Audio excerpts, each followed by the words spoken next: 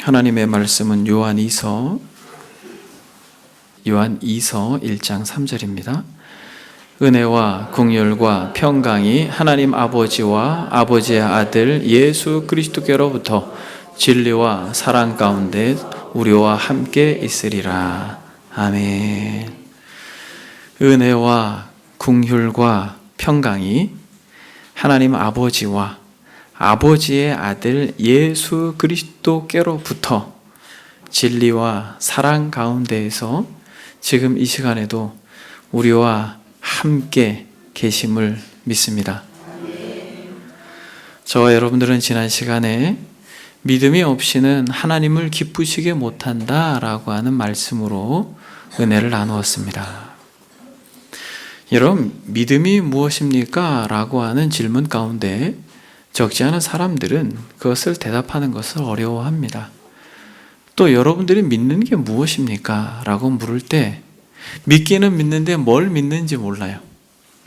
저와 여러분들이 믿음이 무엇입니까? 무엇을 믿습니까? 라고 말할 때 우리가 이 사도신경에 대한 말씀을 다 배우고 나서는 정확하게 우리가 무엇을 믿는지 고백할 수 있는 은혜가 있기를 바랍니다. 여러분, 믿음이 없이는 하나님을 기쁘시게 못한다라고 말합니다. 하나님께 나아가는 자는 반드시 그가 계신 것과 또한 그가 자기를 찾는 자들에게 상 주시는 이심을 믿어야 할지니라 라고 말씀합니다. 이처럼 믿음이라는 것이 중요해요. 여러분들은 무엇을 믿습니까? 적지 않은 사람들에게 당신은 무엇을 믿습니까? 라고 말하면 저는 제 지식을 믿습니다. 저는 제 주먹을 믿습니다. 저는 제 경험을 믿습니다. 저는 저의 재력을 믿습니다. 라고 하는 어떤 물리적이고 가시적인 것에 대한 신뢰를 하지만은 저와 여러분들의 믿음은 오직 하나님이 되심을 믿습니다. 우리는 하나님을 신뢰하는 것이에요. 이러한 믿음에 대하여서 너무나도 좋은 우리의 믿음의 선배들의 유산이 있습니다. 우리가 무엇을 믿는가라고 말할 때 정확하게 12항목으로 우리에게 가르쳐 주고 있는 역사 속에 아주 좋은 귀한 선물, 우리의 믿음의 선배의 자산이 있다라고 말씀드렸습니다. 여러분, 그것이 무엇입니까? 그것이 사도신경입니다. 저는 여러분 지난 시간에 사도신경, 이것이 어떻게 형성되었는가, 그리고 이 사도신경의 특징이 무엇인가, 그리고 이 사도신경, 이것이 지금 현대를 살아가는 저와 여러분들에게 어떠한 유익이 있는가라고 하는 세 가지의 질문으로 그렇게 말씀을 드렸고 여러분들이 그렇게 말씀을 받았습니다. 여러분 혹시 기억나십니까? 사도신경의 형성 배경이 어떻습니까? 2세기 때 문답식 로마 신경이 형성되어서 세례 문답으로 이 사도신경의 형태를 사용했다라고 말씀을 드렸습니다. 지난 시간에도 했지만은 한번 여러분 이 시간에 세례 문답식처럼 한번 해볼까요? 당신은 전능하신 아버지 하나님을 믿습니까? 당신은 성령으로 동정녀 마리아에게서 나시고 본디오 빌라도의 치하에서 십자가에 달려 돌아가신 후 3일 만에 죽은 자 가운데서 다시 살아나사 하늘에 오르시고 아버지 우편에 앉아 계시다가 산자와 죽은 자를 심판으로 오실 하나님의 아들 예수 그리스도를 믿습니까? 당신은 성령과 거룩한 교회의 몸의 부활을 믿습니까? 아멘. 저와 여러분들은 이 고백 때문에 가족이 된 것입니다. 이러한 문답식으로서의 2세기 때 형성된 이러한 신앙 고백이 4세기 때로 넘어가면서 루피누스에 의하여서 선언식 로마 신경으로 바뀌게 됩니다. 그래서 지금 저와 여러분들이 고백하고 있는 이 신앙 고백과 흡사한 내용입니다. 그러면서 8세기경에 지금과 같은 사도신경이 완성이 되었고 12세기경에는 서방교회의 공식 신앙 고백으로 정착되었으며 21세기인 오늘날까지 진실로 참된 하나님의 백성들은 이 사도신경을 고백함으로써 하나님에 대한 믿음을 드러내는 것입니다. 여러분, 어떤 특징이 있다고 했습니까? 세 가지의 특징이 있다고 그랬죠. 기억나십니까? 첫 번째는 이 사도신경의 가장 많은 부분을 차지하고 있는 것이 무엇이라고요? 예수 그리스도에 대한 고백이라는 것입니다. 12개의 항목이 있는데 이 항목 가운데 6항목이 바로 예수 그리스도에 대한 고백이라는 것입니다. 여러분, 주보를 한번 보십시오. 사도신경을 제가 기록해 놓았습니다. 검정색으로 된 조금 진하게 된 부분이 오늘 여러분들과 살펴볼 구체적인 말씀입니다만, 나는 전능하신 아버지 하나님 천지의 창조주를 믿습니다. 나는 그의 유일하신 아들 우리 주 예수 그리스도를 믿습니다 라고 말하면서 두 번째 항목부터 그리스도에 대한 고백으로 우리의 믿음을 드러냅니다. 그는 성령으로 잉태되었습니다. 예수님은 동정녀 마리아에게서 나셨습니다. 그리고 본디오 빌라도의 고난을 받으시고 죽으시고 또한 장사된 지 사흘 만에 죽은 자 가운데서 다시 살아나셨습니다.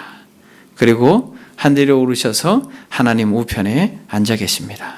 그리고 그가 거기로부터 산자와 죽은 자를 심판하시기 위해 오실 것입니다. 보세요, 여러분. 어떤 특징이 있습니까? 우리의 신앙 고백이 반 이상이 예수 그리스도에 대한 고백이에요. 이것은 마태복음 16장에 기록되어져 있는 베드로의 신앙 고백을 근거하고 있기 때문에 그렇습니다. 그러면서 여러분, 지금 왜 이 사도신경 가운데 첫 번째 특징으로서 예수님의 고백이 이토록 많다, 왜 이렇게 많은가 라고 말할 때 여러분 기억나십니까? 왜 이렇게 많은지? 그것은 예수 그리스도 그분은 역사 속에서 사도들과 함께 계셨기 때문에 그렇습니다. 주님을 보았고 주님을 만졌고 주님의 음성을 친히 들었기 때문에 그렇습니다. 두 번째로는 초대교회 당시에 기독교와 유대교의 구분이 바로 그리스도 이분으로 구별되었기 때문에 그렇습니다.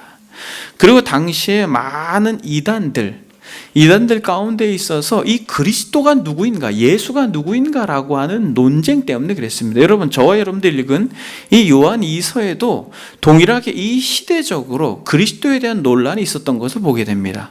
요한 2서 1장 7절을 보니까 미혹하는 자가 세상에 많이 나왔나니 이는 예수 그리스도께서 육체로 오심을 부인하는 자라. 이런 자가 미혹하는 자요 적 그리스도니라고 노골적으로 요한 2서에서도 예수 그리스도께서 육체로 이 땅에 완전한 사람으로 오신 것을 부인한 이 영지주의자들을 대하여서 요한이 이 편지를 쓴 것입니다. 그러니까 이 초대교회 당시뿐만 아니라 계속해서 종교회의를 거치면서 끊임없이 질문되었던 게 예수 그리스도 그는 누구인가? 진짜 그가 동정녀 탄생을 했는가? 그가 진짜 하나님의 아들인가? 그가 정말 죽으시고 부활했는가? 라고 하는 질문에 대한 정확한 답을 저와 여러분들이 고백하는 신앙 고백 안에 있음을 믿습니다. 여러분, 이런 첫 번째 특징, 예수님에 대한 신앙 고백이 있고, 두 번째 특징 무엇이라고 말씀드렸습니까? 삼위일체적 고백이 바로 이 사도신경 안에 담겨져 있다는 것입니다. 나는 전능하신 아버지 하나님을 믿습니다. 나는 그리스도 예수를 믿습니다. 나는 성령을 믿습니다 라고 이야기함으로써 삼위일체적 고백이 있다는 것입니다. 왜 이 사도신경이 삼위일체적 고백으로 기록되어져 있습니까? 이것은 역사를 거듭하면서 진정 하나님을 믿는 이들에게 세례를 베풀 때에 삼위일체적 고백으로 세례를 베풀었기 때문에 그렇다는 것이죠.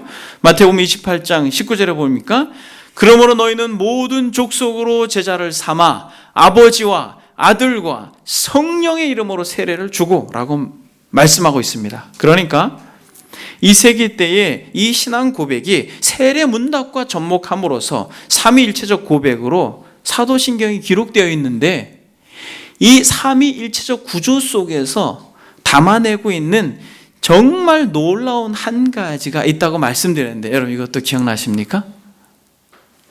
이 사도신경에서 가장 중요한 단어가 있다고 했습니다. 그것이 크레도라고 하는 라틴어인데 이 믿습니다라고 하는 것이 이 번역 사도신경에서는 성부와 성자와 성령 이것의 믿음이라고 하는 표현을 쓰고 있지만은 라틴어 원본에는 크레도라고 하는 게 두 번이 있고 이 크레도가 무엇과 무엇을 묶었다라고 이야기했습니까? 나는 믿습니다. 성부 하나님과 성자 예수님을. 그리고 나는 믿습니다. 성령 하나님과 교회를. 이렇게 묶었다라는 것이에요. 초대교회에 그토록 삼위일체에 대해 논란이 많고 논쟁이 많았다면 삼위일체를 묻고 교회를 이야기했어야 됨에도 불구하고 나는 믿습니다. 성부와 성자를, 나는 믿습니다. 성령과 교회를 이라고 구분되었다라고 하는 것은 교회의 영광이 이 신앙 고백에 담겨 있다라고 하는 것을 여러분들에게 말씀을 드렸습니다.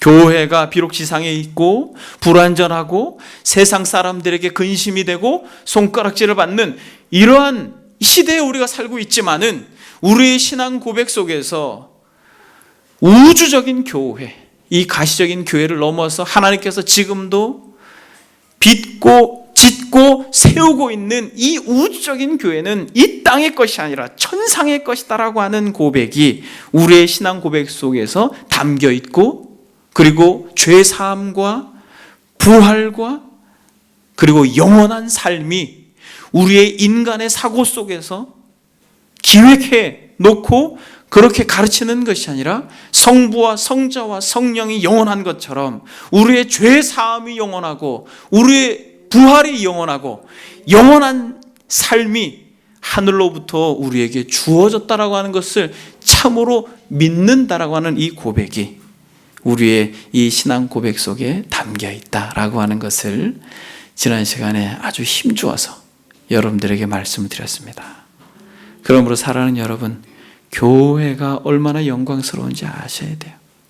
저와 여러분들 한 사람 한 사람이 교회고 우리를 새 예루살렘으로 참된 교회가 모여있는 그 도성을 새 예루살렘으로 계시록에서 말하고 하나님의 아들 예수 그리스도는 우리의 신랑으로 이야기함으로써 교회의 영광을 여러분들이 바라보고 그렇게 교회로 구성되어져 있는 이 공동체가 저와 여러분들이 믿고 소망하는 성부, 성자, 성령, 삼위 하나님만큼이나 이 공동체가 소중하고 정말 사랑스러운 공동체임을 많은 연약과 한계가 있고 결핍이 있고 작은 공동체이지만 그러한 믿음으로 이 공동체를 바라보는 은혜가 있기를 소망합니다.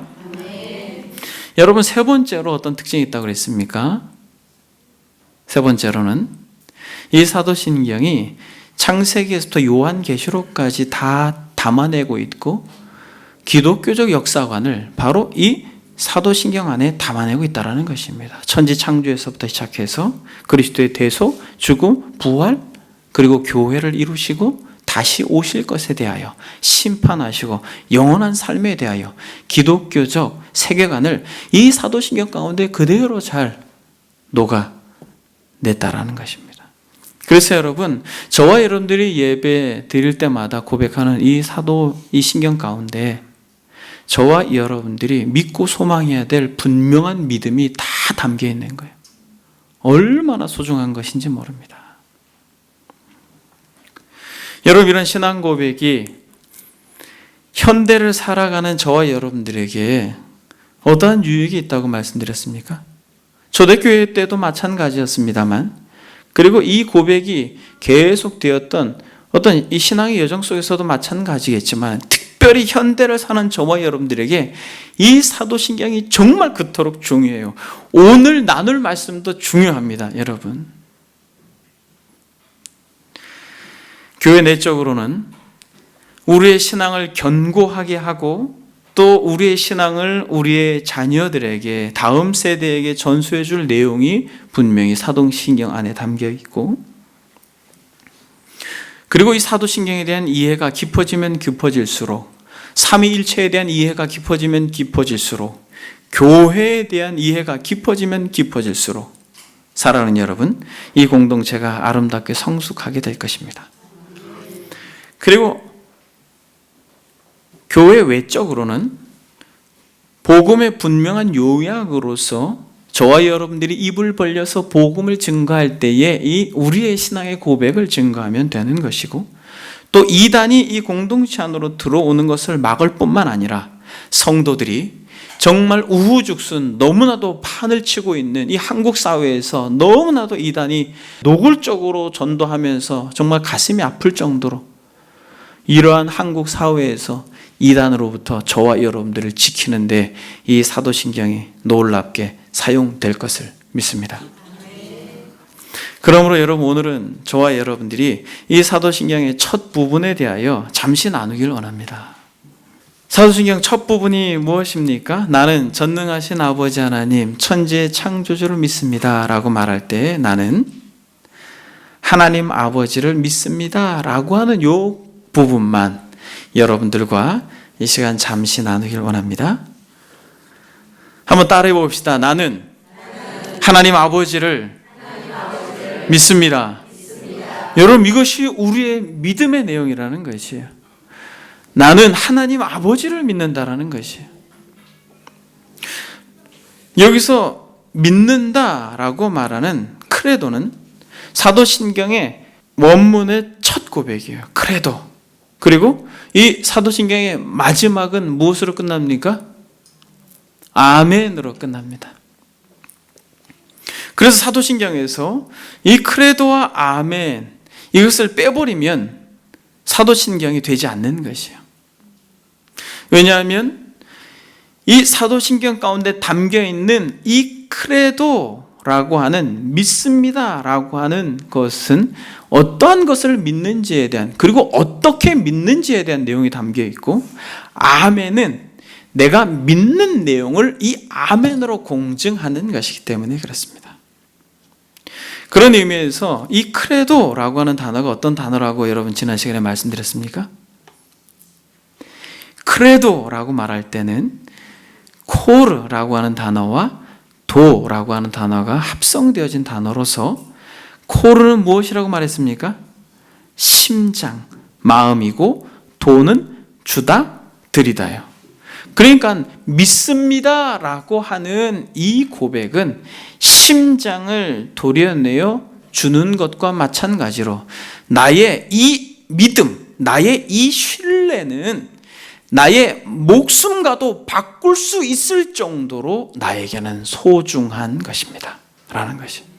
그러니까 여러분, 저와 여러분들이 예배를 드릴 때마다 나는 전능하신 아버지 하나님을 믿습니다 라고 고백할 때에 이렇게 심장을 도려내면서 초대교회 성도들이 그들의 목숨과 맞바꾸면서까지도 끝까지 그 믿음을 지킨 그 믿음으로 우리가 고백하고 있습니까? 초대교회 성도들이 그렇게 그들의 신앙, 그들의 신념, 그들이 믿고 있는 하나님 때문에 그들은 목숨을 내어주었고, 이 사도들 역시도 이 고백 때문에 그들은 죽음의 길을, 순교의 길을 그렇게 믿음으로 걸어갔다라는 것이에요. 저와 여러분들이 이 믿음의 여정이 있는 것입니다. 여러분들은 혹시 여러분들이 믿는다, 나는 주님을 믿어요 라고 말할 때에 이 고백이 담겨있지 않다면 우리는 정직하게 서서 우리 자신을 돌아봐야 되는 것이에요. 나는 정말 하나님과 그의 아들 예수 그리스도를 믿고, 성령을 믿고, 성령께서 이 땅 가운데 놀랍게 빚어가고 계신 교회와 또 부활과 영생을 내가 참으로 믿는가?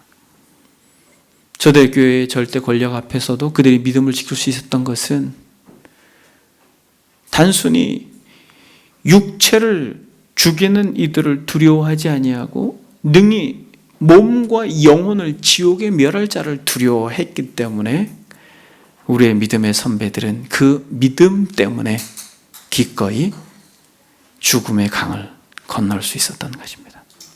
여러분, 우리 이것을 믿는다라는 것이에요. 그래서 사랑하는 여러분, 이 믿음이라고 하는 것이 그래서 철저히 개인적이라는 것이에요.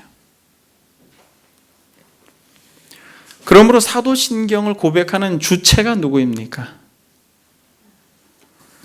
사도신경에서 우리가 고백을 할 때 나는 전능하신 아버지 하나님 천지의 창조주를 믿습니다. 나는 그의 유일하신 아들 우리 주 예수 그리스도를 믿습니다. 여러분, 철저히 내가 믿는 거예요. 여러분, 그 누구도 우리의 믿음을 대신할 수 없습니다. 어떤 사람은 그렇게 이야기해요. 나의 부모님이 잘 믿으니까, 나의 아내가 믿음이 너무 좋으니까 그것 때문에 스스로 위안을 삼습니다. 여러분, 그것은 사도신경의 정신과 철저히 위배되는 것이에요. 구원은 개인적인 것이에요. 아주 철저히 개인적인 것입니다. 여러분들의 부모님들이 정말 신앙이 좋다 할지라도 믿음이 요구되어지는 것은 여러분들의 개인에게 요청되어진다는 사실을 우리는 알아야 되는 것이에요. 그 누구도 이 믿음을 대신할 수 없는 것입니다. 어떤 사람이 그렇게 이야기해요. 제 아내가 너무 믿음이 좋으니까 제 아내가 천국 갈 때 저는 그 아내 바지를 붙들고 같이 가면 된다는 것이에요. 혹시 여러분들 가운데 그런 마음이 있습니까? 여러분, 이것은 우리의 신앙과 거리가 먼 것이에요. 내가 믿는 것입니다. 그래서 여러분, 나는 믿습니다, 하나님 아버지를 나는 믿습니다 라고 말할 때에 이 믿음은 단순히 어떠한 절대자, 신적인 존재, 그것을 막연하게 믿는 게 아니에요. 여러분, 나는 믿습니다 라고 말할 때 나와 철저히 관계되어지는 하나님을 믿는다라는 거예요. 나랑 관계가 있는 분을 믿는다라는 것입니다. 다윗의 고백과 같이 우리는 그저 막연한 절대자에 대한 신앙을 하는 것이 아니라 나와 실제적인 관계를 가지고 있는 하나님, 실존하시는 하나님, 그 하나님을 믿는 것이에요. 누구처럼? 다윗처럼. 나의 힘이 되신 여호와여, 내가 주를 사랑하나이다. 여호와는 나의 반석이시오, 나의 요새시오, 나를 건지시는 이시오, 나의 하나님이시오, 내가 그 안에 피할 나의 바위시오, 나의 방패시오, 나의 구원의 뿌리시오, 나의 산성이시로다. 사랑하는 여러분, 여러분들은 여러분들이 신앙하는 그 하나님을 나의 하나님이라고 고백할 수 있습니까? 하나님은 나의 방패십니다, 나의 요새십니다, 나의 반석이십니다, 나를 건지시는 분입니다, 내가 유일하게 피할 분이십니다 라고 고백하는 이들은 진짜 복된 자들임을 믿습니다. 하나님을 나의 하나님이라고 부를 수 있는 자들은 진짜 은혜를 받은 자예요. 이렇게 나의 하나님이라고 고백하는 자들이 모여서 우리가 된 것이죠. 여러분, 하나님이 그렇게 하나님을 나의 하나님이라고 고백하는 자들을 하나씩 하나씩 모아서 우리를 만드신 거예요. 그래서 오늘 저와 여러분들이 읽은 성경 본문은 이렇게 말합니다. 은혜와 긍휼과 평강이 하나님 아버지와 아버지의 아들 예수 그리스도부터 진리와 사랑 가운데에서 우리와 함께 있으리라. 진실로 저와 여러분들이 한 사람 한 사람 하나님과 관계를 가지고 하나님을 아버지라 부를 수 있는 이들이 모여서 공동체를 이룰 때에 우리는 이 공동체가 우리가 고백하는 참된 거룩한 공동체, 우주적인 교회가 되어지는 것이에요. 이 고백을 하는 사람들만 이 교회 공동체가 될 수 있는 거예요. 그래서 우리는 함께 사도신경을 신앙 고백하는 믿음의 동지들입니다. 주 안에서 한 형제요, 한 자매가 되었음을 우린 잊지 말아야 되는 거죠. 저와 여러분들은 정말 그리스도 안에서 한 형제요, 한 자매요, 가족입니다. 아름다운 성도의 교제를 누릴 수 있는 근거는 믿음이에요. 그 어떠한 것이 아니라 바로 이 하나님에 대한 믿음입니다. 그래서 여러분, 이 공통적인 믿음을 가진 저와 여러분들은 하나님을 누구라고 부릅니까? 아버지라고 불러요.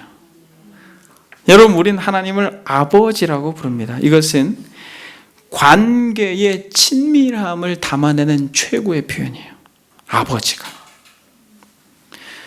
그래서 로마서에서 보게 되면 너희는 다시 무소하는 종의 영을 받지 아니하고 양자의 영을 받았으므로 우리가 아빠, 아버지라고 부르짖느니라. 여러분, 하나님을 아버지라고 부를 수 있는 이들은 복된 자들입니다. 우리는 이것을 믿는 것이에요. 나는 전능하신 하나님 아버지를 믿습니다. 하나님 아버지를 믿는다라고 하는 것은 근거가 있어요. 아무나 하나님을 아버지라고 부를 수 없습니다. 누구만 아버지라고 부를 수 있어요? 양자의 영을 받은 자들만 아버지라고 부를 수 있습니다. 여러분, 양자의 영, 그리스도의 영을 어떻게 받을 수 있습니까? 예수가 그리스도이심을 믿는 자들만 양자의 영을 받을 수가 있는 것이에요. 그래서 예수 그리스도를 우리의 맏형으로 모시고 있는 자들만 하나님을 아버지라고 부를 수 있어요. 로마서 8장에 또 동일하게 이렇게 말합니다. 하나님이 미리 아신 자들을 또한 그 아들의 형상을 본받게 하기 위하여 미리 정하셨으니 이는 그로 많은 형제 중에서 맏아들이 되게 하려 하심이라 라고 말합니다. 그러니까 예수 그리스도, 그분이 우리의 맏형 되어서 그리스도의 형상을 담고 그리스도를 소망하는 이들에게만 진짜 하나님은 아버지가 되는 거예요. 여러분, 사도신경에서 하나님을 아버지라 호칭하고 성경에 정말 많은 부분 하나님을 아버지라고 하는데 이것은 가부장적 권위나 남성 우월주의에서 나온 것이 아닙니다. 이것은 어디까지나 방금 전에 말씀드렸던 것처럼 양자의 영을 받은 그리스도와 관계되어져서 그리스도가 아버지라고 부르는 그 대상을 우리도 그를 아버지라고 부르는 것이에요. 그러므로 여러분, 하나님께서 우리에게 아버지가 되시는 것은 철저하게 우리와 개인적인 관계를 누리기를 기뻐하신다는 것이에요.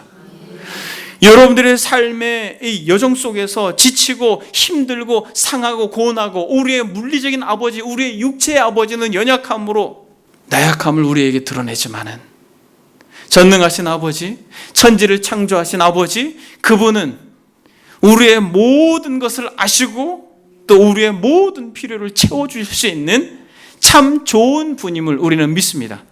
여러분, 우리는 이것을 믿는 것이에요.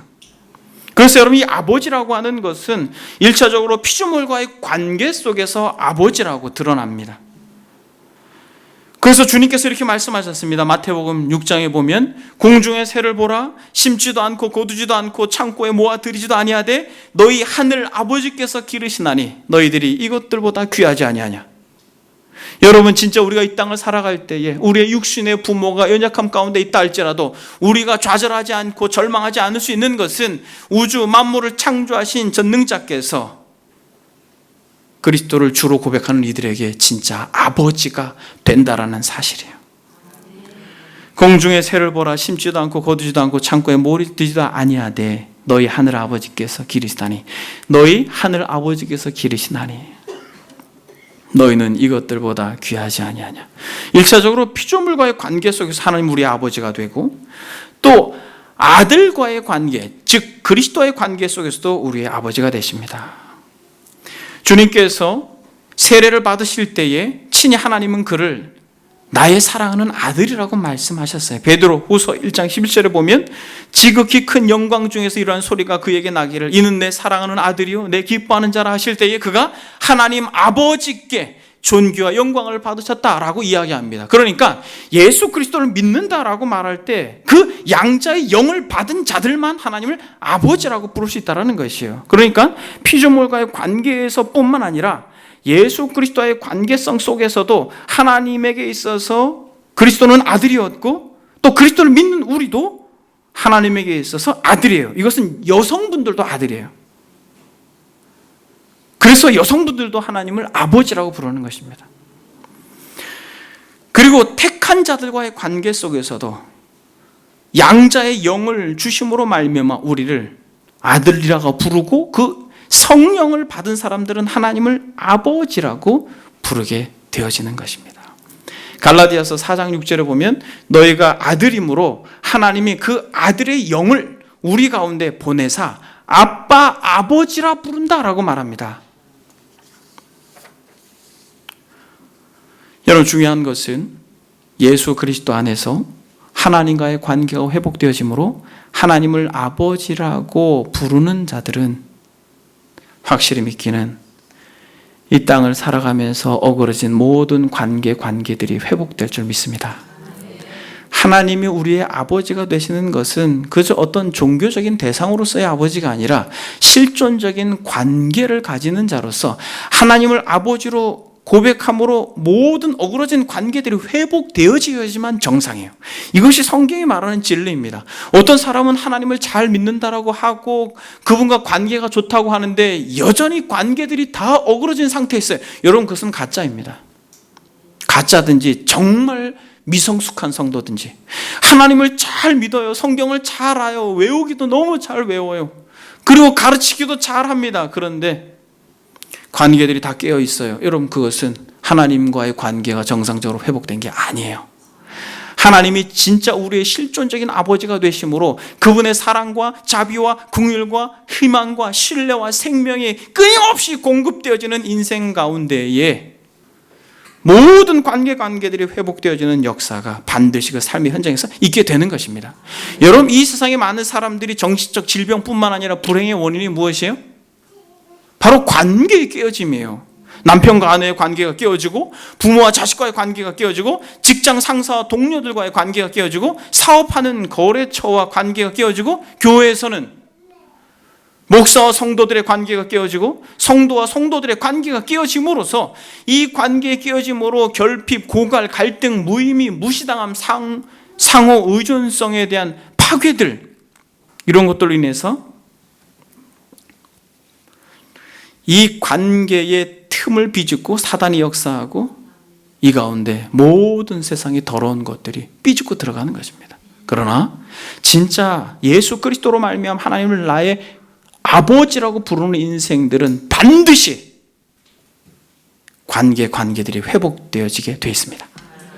이것이 상호적으로 완전하게 회복되진 못할지라도 정말 하나님을 아버지라고 부르는 그는 은혜와 긍휼과 평강이 하나님 아버지와 아버지의 아들 예수 그리스도로부터 진리와 사랑 가운데 늘 함께 거하기 때문에 전에 어그러졌던 남편과 아내와의 관계, 자녀와의 관계, 또 주변의 사람들과의 관계가 회복돼야지 정상이에요. 저도 그렇고 여러분들도 그렇고 아버지와의 관계가 정상적으로 새롭게 회복되어지므로 여러분들의 모든 어그러진 관계들이 회복되기를 주의 이름으로 소망합니다. 여러분들이 지금까지 이렇게 말씀을 들으면서 한 가지 질문을 가질 수가 있어요. 무슨 질문입니까?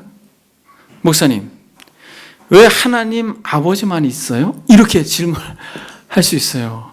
여러분, 심각한 겁니다, 이게. 혹시 여러분 그런 질문을 가지고 계세요? 워낙 요새는 길거리에서도 그렇고 인터넷상으로도 그렇고 너무나도 많이 유포되어 있습니다. 어머니 하나님을 아시나요? 여러분, 당황스러운 거예요, 여러분. 그런데 연약한 성도들은 귀가 솔깃해요. 아버지보다는 어머니가 좋거든. 여러분이 한국 사회에서 아버지 상은 많이 무너졌어요. 어머니는 좋아요. 아버지는 싫은데. 그래서 이런 한국 정서의 개념을 너무 잘 알아서 정말 이단이 말할 수 없이 판을 치고 있는 정말 어처구니 없는 시대가 되었습니다. 여러분들 가운데에도 목사님, 왜 아버지만 있고 어머니는 없어요? 라고 질문할 수 있습니다. 그럴 수 있죠. 그래서 여러분, 이 대표적인 이단 하나님의 교회의 전관 전문에 이런 고백이 있습니다. 이 마지막 시대인 성령의 시대에는 성경의 증거대로 새 이름으로 이 땅에 오신 성령 하나님 안산홍님, 그 이름과 성령 하나님의 신부 되시는 어머니 하나님 장길자님을 믿음으로 구원을 받는다는 진리를 믿는다. 이게 이들의 이 고백, 신앙 고백 전관 앞부분에 있는 거예요. 그리고 또 이런 고백이 또 있습니다. 우리를 신령한 형체로 낳아주시는 어머니가 없는 곳에는 영생이 없습니다. 어머니가 없는 곳에는 영생이 없으며 어머니가 없는 곳엔 진리도 없습니다. 또 어머니를 믿지 아니하는 사람은 천국이나 영생을 기약할 수 없습니다. 여러분 어떻게 생각하세요? 안타까운 것은 이렇게 미혹되어져서 건전한 교회 공동체에서 신앙생활을 하다가 이렇게 이단으로 유입되어지는 사람들이 얼마나 많은지 모릅니다. 여러분, 우리가 그토록 고백했던 나는 하나님 아버지를 믿습니다라고 했던 이 고백을 무색하게 할 정도로 어머니께로 가는 거예요. 여러분, 이들이 왜 어머니를 강조합니까? 왜 이 양성을 강조해요? 이들이 근거로 두고 있는 것은 구약 성경 히브리어로 되어 있는 하나님, 이 하나님이 복수라는 것입니다. 하나님이 이르시되 우리의 형상을 따라 우리의 모양대로 우리가 사람을 만들고 라고 하는 이 창세기 1장 26절에서 우리의 형상을 따라 우리의 모양대로 라고 하는 이 복수형 엘로힘이 이들의 이 교리 주장이 근거라는 것이에요. 우리라고 하지 않았냐? 아버지 하나님이 있고 어머니 하나님이 이어야지 복수가 되고 우리가 되지 않느냐라고 말합니다. 근데 여러분, 여기서 엘로힘이라고 하는 이 복수 형태는 우리가 고백하고 있는 신앙 고백 속에서 성부와 성자와 성령이 삼위로 위격으로 계시는 한 하나님이라고 하는 것을 나타낼 때에 복수 형태를 취하고 있는 것입니다. 그런 의미에서 이들이 근거하고 있는 이 엘로힘이라고 하는 이 단어 속에서 이 복수를 사용함으로써 어머니 하나님을 강조하는 것은 너무나도 말도 안 되는 어처구니 없는 주장인 것입니다. 그리고 계시록에 나오는 모든 신부, 이 신부가 바로 이 안산홍의 신부였던 장길자, 그가 어머니 하나님으로 우리를 맞아줄 거라는 것이에요. 새 예루살렘이 되어서. 그러나 여러분, 성경에서 나오는 모든 신부는 남자, 여자를 물어나고 예수 그리스도를 믿음으로 고백하는 이들의 무리를 새 예루살렘이라고 말하고 그들을 신부라고 말해요. 그 새로운 새 예루살렘 도성을 신부들의 모임이라고 말해요. 그래서 신랑과 더불어서 영원한 하나님의 나라, 즉 신랑 예수 그리스도 더불어서 영생할 것을 계시록 마지막 부분에 그렇게 많이 강조하는데 그들은 그 성경 구조를 가지고 어머니 하나님을 그토록 주장합니다. 그러면서 결정적으로 갈라디아서 이 4장 26절에 이런 표현이 있습니다. 여러분 성경을 한번 찾아보겠습니다. 갈라디아서 4장 26절에 보면 이것이 이들이 내세우는 아주 대표적인 성경 구절이에요. 갈라디아서 4장 26절에 보면 이렇게 말합니다. 오직 위에 있는 예루살렘은 자유자니 곧 우리 어머니라. 여기서 계시록에서 말하고 있는 그 새 예루살렘, 하늘로부터 내려오는 새 예루살렘, 여기서 우리 어머니라고 하지 않았냐? 그래서 우리 어머니 이렇게 이야기하는 것이. 여러분, 전후 문맥을 전혀 고려하지 않는 아주 어처구니 없는 해석입니다. 한번 보십시오. 22절에서부터 한번 봅시다. 기록된 바 아브라함에게 두 아들이 있으니 하나는 여종에게서 하나는 자유 있는 여자에게서 낳다 하였으며 여종에게서는 육체를 따라 낳고 자유 있는 여자에게서는 약속으로 말미암았느니라. 이것은 비유니 이 여자들은 두 언약이라. 이 여자들은 두 언약이라 이렇게 이야기하고 있죠. 하나는 신의 산으로부터 종을 낳은 자니 곧 하갈이라.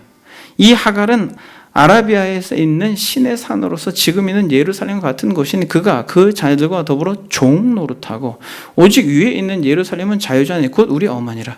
여러분 무슨 말이에요? 두 여인이 있었습니다. 하나는 종이고 하나는 자유하는 여인이 있었어요. 종은 누구입니까? 하갈이고 자유하는 여인은 누구예요? 사라입니다. 여기서 어머니라고 말할 때 사라를 비유적으로 이야기한 것인데 왜 사라가 어머니냐? 사라가 낳은 아들은 누구예요? 이삭이잖아요. 이삭은 누구로 잉태되었습니까? 하나님의 영으로 말미암아 잉태된 것입니다. 하나님의 영으로 잉태된 저와 여러분들이 새 예루살렘이고 그렇게 새 예루살렘으로 잉태케 하기 위해서 구약의 아브라함의 자유하는 여자 사라를 통하여서 이삭을 통하여서 모든 오고 오는 세대 가운데 진짜 양자의 영을 부여하심으로 말미암아 하나님을 아버지라고 부를 수 있는 무리들을 새 예루살렘으로 모으셨다라고 하는 것을 말씀하고 있는데 이런 전체적인 이해나 복음에 대한 아무런 개념 없이 그저 여기서 어머니라고 말하고 있지 않느냐라고 말하면서 하나님 어머니를 주장하는 것이 얼마나 어처구니 없고 어리석고 바보 같은 것이에요. 근데 사람들은 어머니라고 하는 이 단어가 마음을 움직이는 거죠. 갈라디아 4장 6절에 보게 되면 바로 앞부분에 이렇게 이야기합니다.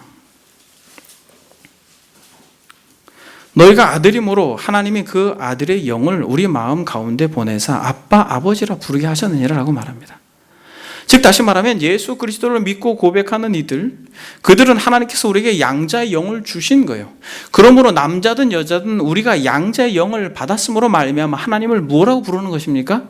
아버지라고 부르는 것이에요.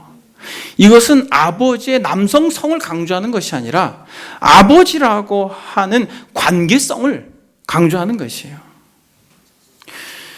그러면 왜 여러분 성경에서 하나님을 아버지라고 부릅니까? 말씀드린 것처럼 여러분 하나님의 성품에 있어서 하나님은 질서의 하나님으로서 하나님은 아버지뿐만 아니라 어머니의 모든 성품도 담아내고 있습니다만 아버지를 만든 분이 어머니를 만들었다라는 것이에요.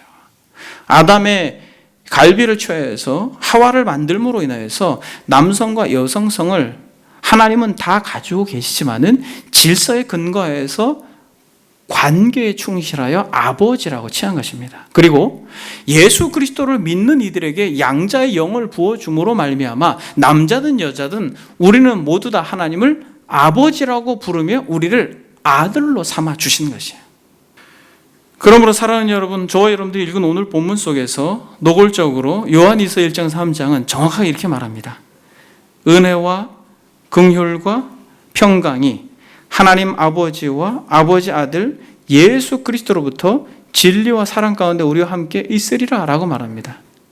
그러니까 여러분, 진짜 하나님의 영이 거하는 인생들은 하나님을 어머니라고 부를 수 없습니다. 하나님을 아버지라고 부를 수 있는 이들은 양자의 영, 그리스도의 영이 주어진 인생인 것입니다. 그러므로 사랑하는 여러분, 이 사도신경을 우리가 배우면서 이단에 대하여 경계할 수 있다고 했는데 한국에서 너무나도 우후죽순 생겨나면서 많은 사람들을 미혹하고 있는 이 어머니 하나님에 대하여 경계하고 여러분들이 더 진지하게 말씀을 대할 수 있길 바랍니다. 여러분, 이것은 철저한 우상 숭배입니다. 남녀 양성 신과는 이방 종교에서 두드러졌던 것이에요. 여러분, 카톨릭의 마리아 숭배도 마찬가지입니다만 고대 근동의 이집트나 바벨론이나 가나안의 다실론적 종교에서는 신들의 아버지와 신들의 어머니가 등장합니다. 바알 종교에서도 남신 무엇이 있습니까? 바알이 있고 여신 무엇이 있습니까? 아세라가 있는 것이에요. 남녀 양성 신관이 그렇게 이방 종교에서는 버젓이 존재하는 것입니다. 그리스도 로마 신화에서도 마찬가지죠.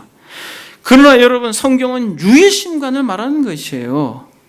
신들 사이에 성별이 있거나 부부 관계가 성립하여 아버지 하나님과 더불어 어머님 하나님이 있다라고 가르치는 것은 성경에서 말하고 있는 유일신 사상을 부정하는 것뿐만 아니라 철저히 신성 모독이라는 것이에요. 인간이 암수로서 남자와 여자가 있듯이 하나님도 아버지와 어머니로서 암수가 있다는 주장은 하나님의 유일성과 하나님의 초월성을 부정하며 신인 동영론적 신관의 오류를 범하는 말할 수 없는 우상 숭배라고 하는 것을 여러분들이 아셔야 돼요. 저와 여러분들이 정말 그리스도의 영이 우리 가운데 거한다면 저와 여러분들은 하나님을 아버지라고 불러야 할 것입니다. 그래서 여러분, 영국의 신학자 윌리엄 바클레이가 스스로 계신 하나님, 그분이 어떻게 자신을 제한된 사람들에게 계시하면 좋을까라고 하는 글 속에서 이런 글을 기록합니다. 주어를 한번 보겠습니다. 이 글만 읽고 한 가지만 적용하고 말씀을 마치겠습니다. 하나님의 자기 계시, 사람이 유일한 피조물인 이상 하나님을 알기 어렵습니다. 인간이 아무리 스스로 노력을 한다 해도 하나님을 제대로 알 수는 없습니다. 하나님 스스로가 손 내밀어 주시지 않으면 어떻게 할 도리가 없는 것입니다. 하나님이 자신을 드러내시지 아니하면 불가능합니다. 그러므로 인간이 하나님을 아는 방법은 하나님의 계시에 의한 것이지 인간의 사색으로 되는 것이 결코 아닙니다. 그 이유에서 하나님은 말씀으로 자신을 드러내 주십니다. 하나님은 그분이 창조하신 세상을 통해 자신을 알리십니다. 아들이신 예수 그리스도를 통해 자신을 나타내 보이셨습니다. 이러한 아버지와 아들의 관계 속에서 하나님의 하나님 되심을 드러내심으로 우리는 하나님을 아버지라고 부르는 것입니다.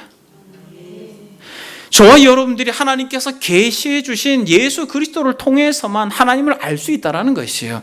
우리의 사색으로 인간들이 남자와 여자가 있으니까 아빠와 엄마가 있으니까 아버지도 있고 어머니도 있습니다 라고 말하면서 그 관점에서 성경에 신부나 어머니라고 하는 단어를 다 조합해가지고 교주를 신격화하는 그런 어리석은 가르침에서 우리가 벗어나 양자의 영, 즉 예수 그리스도의 영을 받은 자들은 그리스도께서 하나님을 아버지라고 부르고 하나님이 그의 아들을 내 사랑하는 아들이라고 칭했던 것처럼 저와 여러분들이 하나님의 아들이 되는 것입니다. 그러므로 우리는 하나님을 아버지라고 부를 수 있는 것입니다. 여러분, 이것은 무엇과도 같아요? 저와 여러분들은 하나님의 아들이 된 것처럼 이것은 우리가 다 모두 남성을 지칭하는 것이죠. 근데 여러분, 우리가 마지막 때에 정말 영광스러운 그리스도와의 연합 속에서 우리는 모두 다 여성성이 됩니다. 남자도 그리스도의 신부가 되고 여자도 그리스도의 신부가 되는 것이에요. 그러니까 여러분, 이런 부분에 있어서 성경에서 말하는 이 성의 개념은 관계성을 중요시 여긴다는 것이에요. 그런 의미에서 어떻게 하나님은 아버지만 있습니까? 라고 말하는 이런 어처구니없는 이 상황 속에서 여러분들이 믿음으로 분별하고 승리할 수 있기를 바랍니다. 한 가지만 적용하겠습니다. 사랑하는 여러분, 예수 그리스도께서 하나님의 아들이셨던 것처럼 저와 여러분들이 하나님의 아들이 됨을 믿습니다. 그래서 우리는 하나님을 아버지라고 부를 수 있어요. 막연히 저 멀리 계시는 어떤 분이 아니라 실제로 우리의 아버지가 우리의 삶의 필요를 책임져 주시듯이 전능자께서, 창조주께서 저와 여러분들의 아버지가 되심을 믿습니다. 하나님은 우리 주 예수 그리스도의 아버지이시며 그가 그리스도 안에서 내게 아버지가 되신다는 것을 우리는 믿음으로 이렇게 고백합니다.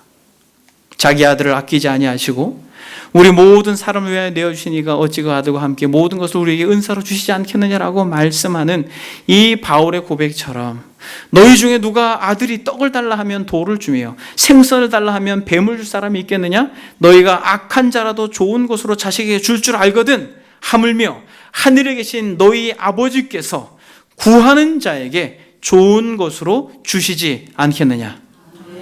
사랑하는 여러분, 여러분들의 현재의 삶이 고나고 지치고 여러분들의 한계를 넘어서서 말할 수 없는 상실과 아픔 가운데 있다면 주저하지 마십시오. 여러분 고개를 들으셔서 하나님께 한번 여러분들이 마음 깊숙한 곳에서 아버지, 여러분 이렇게 불러보십시오. 여러분들의 굳은 마음이, 여러분들의 어두웠던 마음이 그 하늘로부터 부어지는 말할 수 없는 은혜로 인하여 은혜와 긍휼과 평강이 여러분들의 심령 가운데 임함으로 다시 한번 세상을 살아갈 용기가 여러분들의 마음 가운데 생길 줄 믿습니다. 은혜와 긍휼과 평강이 하나님 아버지와 아버지의 아들 예수 그리스도께로부터 진리와 사랑 가운데 저와 여러분들과 함께 하기를 소망합니다. 기도하겠습니다.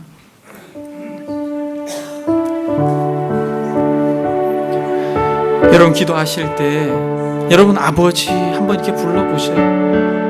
아무나 부를 수가 없습니다. 양자의 영이 임한 자들, 만약 여러분들이 아버지 중심으로 그를 구하고 부를 때에 하나님과의 관계가 또 여러분들의 모든 삶의 여정 가운데 어그러진 관계들이 회복되어지는 은혜를 맛보게 될 것입니다. 이 시간에 하나님 우리 아버지가 되심을 감사하며 그렇게 아버지를 부르는 기도를 주님께 드리겠습니다. 은혜와 긍휼과 평강이 하나님 아버지와 아버지 아들 예수 그리스도께로부터 진리와 사랑 가운데 우리와 함께 있으리라. 주님, 하나님의 그 말할 수 없는 은혜와 긍휼과 평강이 하나님 아버지로부터 우리에게 부어지고 예수 그리스도를 믿는 이들에게 양자의 영을 부어주심으로 하나님을 아버지라고 고백할 수 있도록 하나님 그런 말할 수 없는 은혜를 우리에게 주시니 감사를 드립니다. 사랑하는 지체들, 하나님을 아버지라고 부를 수 있는 참으로 맏형 되신 그리스도를 닮아감으로 우리에게 모든 관계들 어그러진 것들이 회복되어지고 새로워지고 주의 은혜가 누려지는 복된 하나님, 정말 하나님의 백성다운 삶을 우리가 살아 누릴 수 있도록 주께서 은총을 더하여 주옵소서.